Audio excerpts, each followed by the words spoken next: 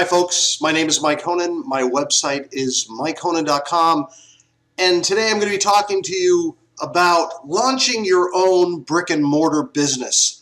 And I love this subject because I've opened a few myself. I actually have opened four.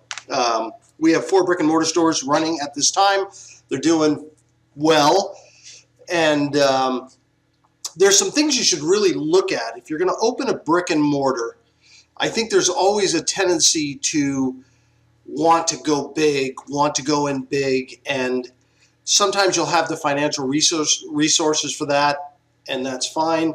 I can tell you from my perspective, do not borrow a bunch of money to do this. Do not go heavy into debt on a brick and mortar. The reason being is you can spend as much as you have opening a store. And while we did it really very lean, did all the build outs ourselves. We didn't borrow a dime.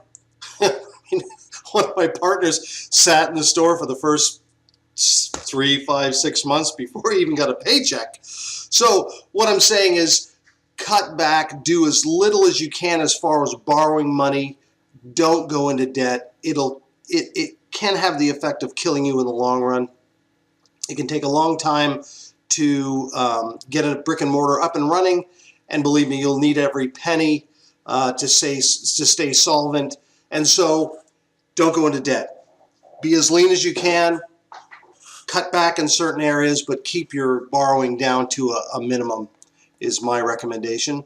Number 2, as far as location, what we did initially, now as we've gotten a little bit more solvent, we're making money and doing better, we actually have gotten a lease, a long-term lease on our building.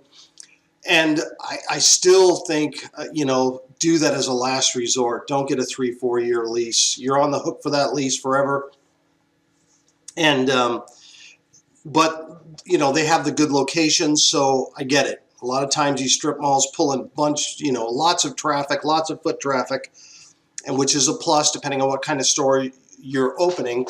We have vape stores, vaporizer stores, so, we do like to have that foot traffic, but traditionally our customers, while location is important, it seems that they'll drive a little bit to get to you. So I'm a little bit mixed, but I think foot traffic is important. The other thing is location. If you're going to be looking at a location, I would definitely look at high profile locations with good foot traffic. That's good. So people just see you and know you're there. Your market is pretty tight. If you're a vapor, like for us, our market's very narrow. We're going after ex-smokers or smokers that we're trying to switch into vaping.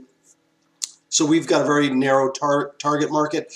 If you're opening a pet food store, it's a different demographic, although a lot of people have pets. But, the viability of putting that in a location with lots of traffic, where lots of exposure, all that's going to help you, to be sure. But just be careful about going into a long-term lease. Another thing is parking.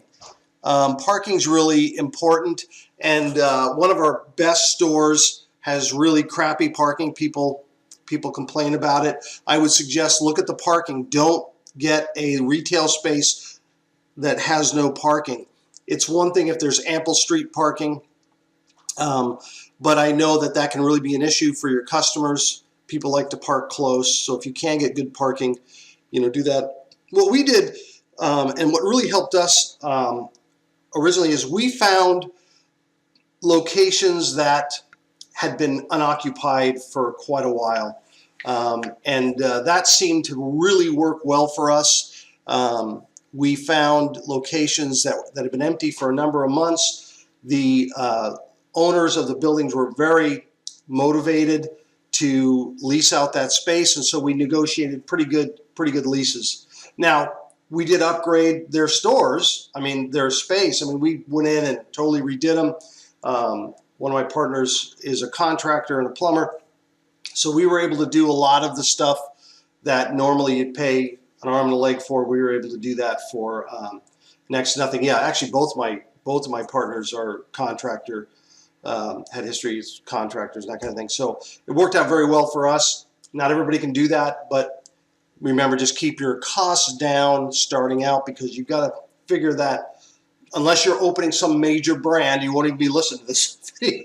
If you're opening a McDonald's, believe me, if you're opening a McDonald's and you're listening to this video, you're in trouble. Or maybe it doesn't matter. Maybe you've got plenty of time to waste. I don't know. But I do have good advice, because we have opened 4 stores. If you're opening a major brand, you're not going to be listening to videos. They've got everything handled. But for the small guy, the small retailer, I would say try to find a location that's a good location, but has a negotiable lease. I mean, if you can, don't get buried in leases. Do year to year. Do a 2-year lease or a 1-year lease if you can, or even 6 months. You never know what's going to happen. Most of the time, if you're successful, obviously you're going to stay there. But that's why you want to keep your costs down, so you can extend out the time it takes to be able to get profitable. Most of our stores take on average, about 6 months to a year before they're, I would say, really profitable. It just takes a long time, and you've got to pay for somebody sitting there unless you're going to sit there. So you want to keep those costs down. Your location's important.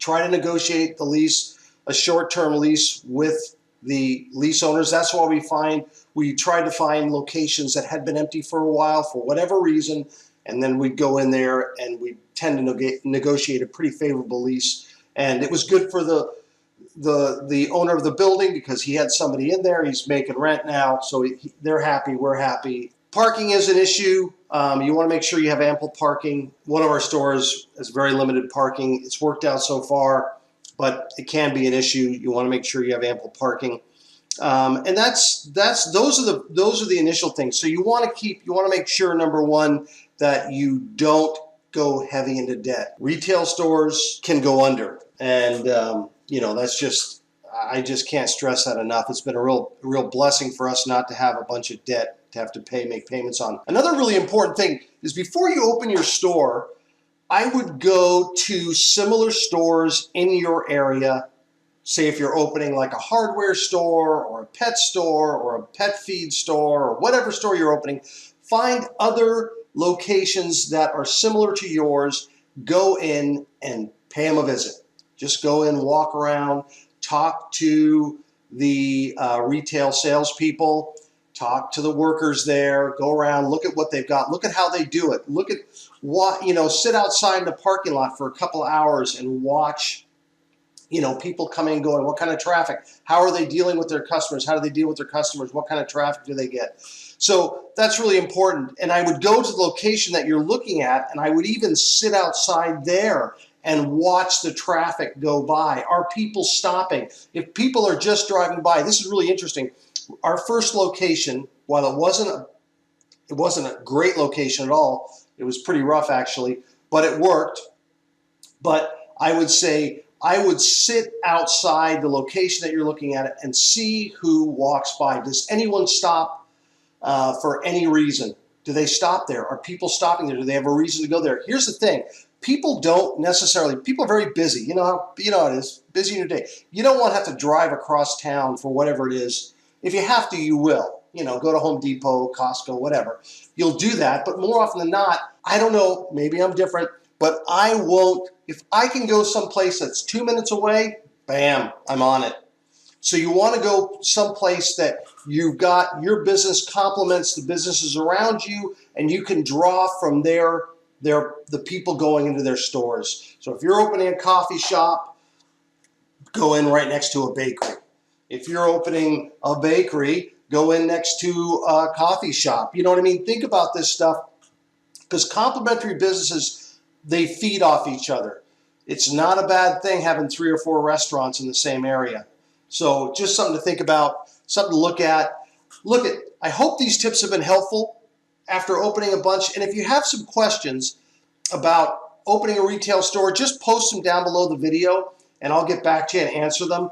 I mean, I do have experience with this. We've opened 4 stores. If you've never opened one before and you're kind of taking your first foray into retail, maybe there's something there I can help you with. If you have a question, I can help you from my own experience, and I'd love to do that.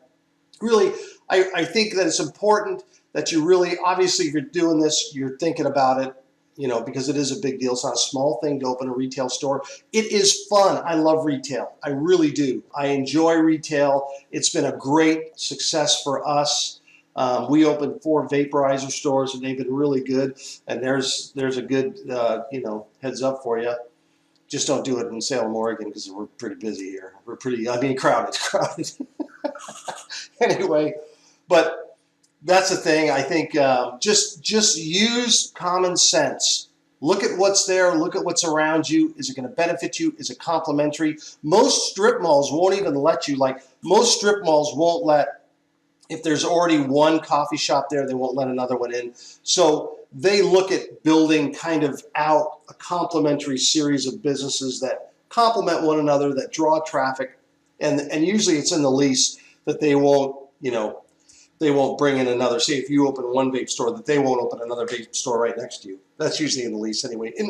Higher end leases, they'll do that, and that's a good thing when you're negotiating the lease. Make sure you write that in. Protect yourself in your lease. Protect yourself. Make sure that if there's 3 or 4 different stores that are empty where you are, make sure you write in that the owner can't bring in a competing line of products. If you're doing a hair salon, you don't want another hair salon opening up right next door, obviously.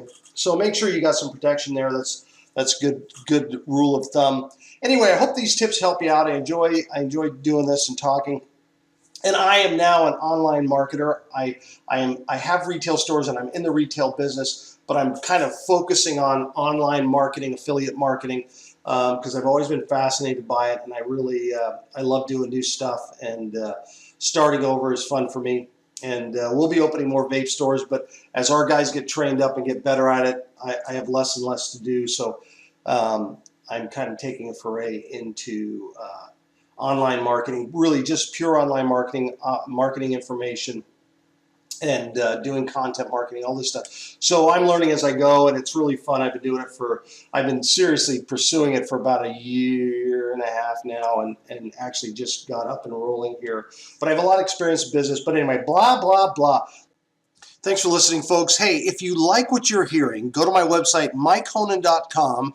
Get on my email list. Leave your name and address. I've got a capture page there. You leave your name and address, and I'll get back to you with more information about online marketing, retail marketing, brick and mortar stores, just all that kind of good stuff. I hope you have a great day.